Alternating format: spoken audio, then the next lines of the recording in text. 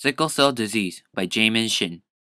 Imagine your life without involving in any types of active sports, yellowing of the eyes and skin, deprived organs and tissues of oxygen-rich blood which can lead to an organ damage, and 1/3 probability of heart disease.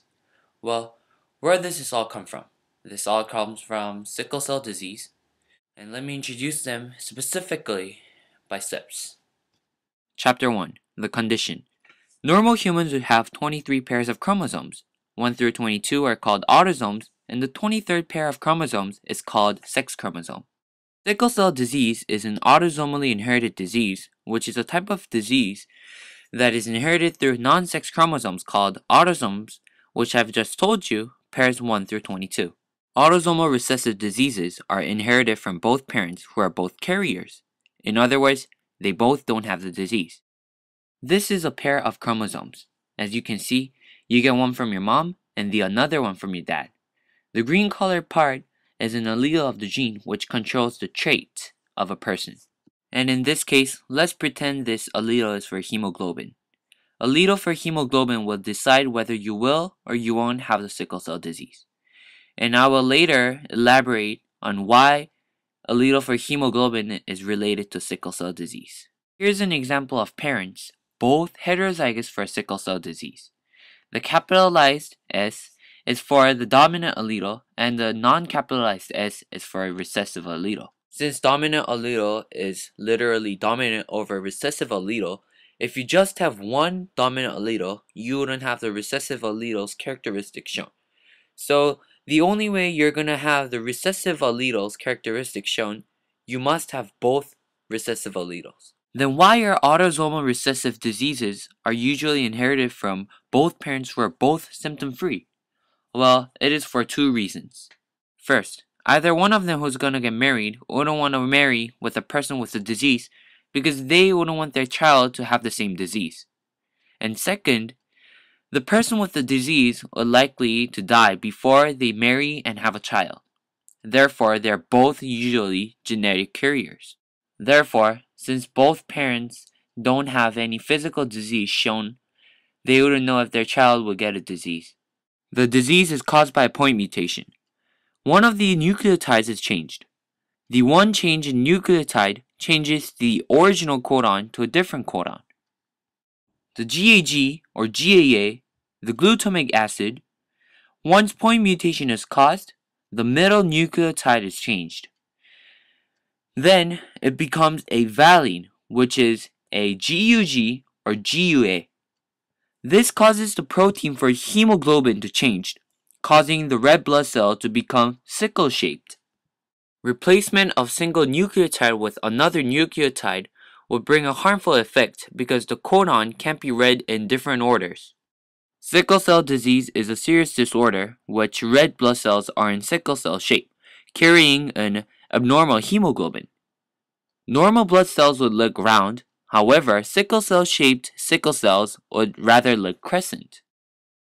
Normal blood cells would carry hemoglobin, which gives blood its red color, and carry oxygen from the lungs to rest of the body. While normal blood cells carry for 100 to 120 days, the sickle cell blood cells burst easily, which can only last for 10 to 20 days, that the body with sickle cell disease has to work harder than the ordinary people to create new blood cells. Hamstrings are an important lower part of your body. Muscles in hamstrings are used to walk, run, or even to just move. And I'm sure most sports involve muscles in hamstring. Red blood cells are made in spongy marrow inside the large bones of the body. Bone marrow is always making new red blood cells to replace old ones. However, for sickle cell disease, the number of red blood cells is low because sickle cells don't last very long. Therefore, the bone marrow can't make new red blood cells fast enough to replace the dying ones. Since a person with sickle cell disease wouldn't have the oxygen supply fast enough, it would cause shortness of breath, dizziness, headaches, coldness in hands and feet, and a yellowing in their eyes and skin. Back in the old days when sickle cell disease was originated, African tribal populations were all too familiar with the disease. And some of the names of these tribes are Ahu tu tuo, tree chi tree, nui du dui, and nui wee. It is interesting to note that the tribal names all carry repeating syllables. The tribesmen believed that the evil spirit was trying to be born on the babies with sickle cell disease. Those babies, therefore, bravely died to save the rest of the family from the demon. Some tribes had as many as 40% of the people carry the sickle cell gene. Well, how common is sickle cell disease?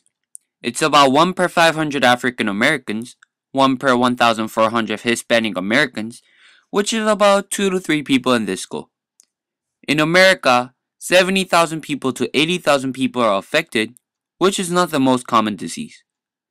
Most of them come from ancestors of Africa, and some from Germany, Turkey, and Italy. Parts of South America, Central America, and Caribbean are also affected. So you can notice it is a common autosomal recessive disease in Africa. Most people with sickle cell disease's symptoms usually occurs from young age. It gives them successive pain, and for those of body, hemoglobins aren't functioning properly. Chapter 2. How does the disorder affect the individual? Characteristics of the disorder include a low number of red blood cells, anemia, repeated infections, and recurring episodes of pain. As I've already mentioned, successive pain. The severity of symptoms varies from person to person. Some people have mild symptoms, while others are frequently hospitalized for more serious complications. On the other hand, having a sickle cell may be a good thing.